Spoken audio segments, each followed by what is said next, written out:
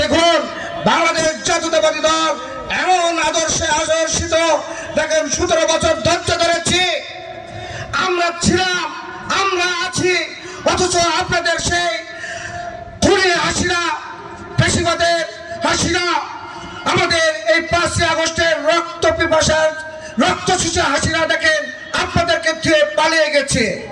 আমি আপনাদের সামনে বলতে চাই, এই বাগমারার মাটিতে বিগত এনামুল সাহেব থেকে শুরু করে বেকুব কালাম থেকে শুরু করে যে সকল মেয়র ভাইরা, যে সকল আওয়ামী লীগের ভাইরা বাগমারার মাটিতে আমাদের দলের নেতা কর্মীদের উপর নির্যাতন করেছে, মিথ্যা মামলা করেছে, বিভিন্ন শিক্ষা প্রতিষ্ঠান থেকে টাকা পয়সা দিয়ে শিক্ষা প্রতিষ্ঠান ধ্বংস করেছে, আমি প্রত্যেক থেকে বলতে চাই প্রত্যেকটি পাপের বিচার আমরা বাগমারার মাটিতে করব ইনশাআল্লাহ। আমরা বলতে চাই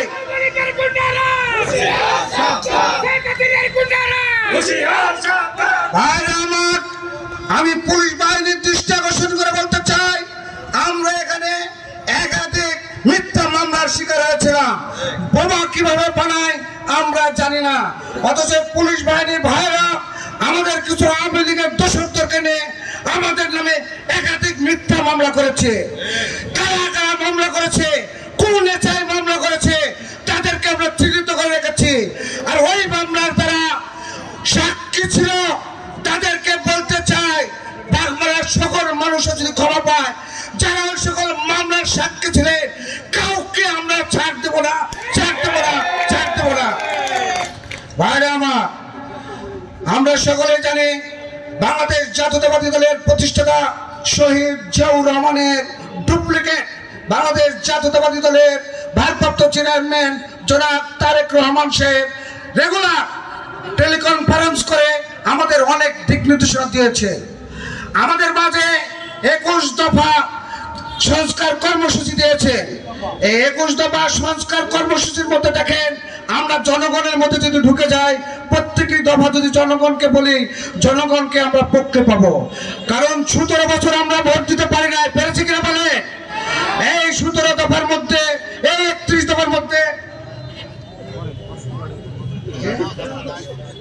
আমি চারঘাটের, তাই আমরা যদি বলি 31 দফা কর্মসূচির মধ্যে অন্যতম কর্মসূচি 17 বছর আমরা ভোট দিতে পারি না।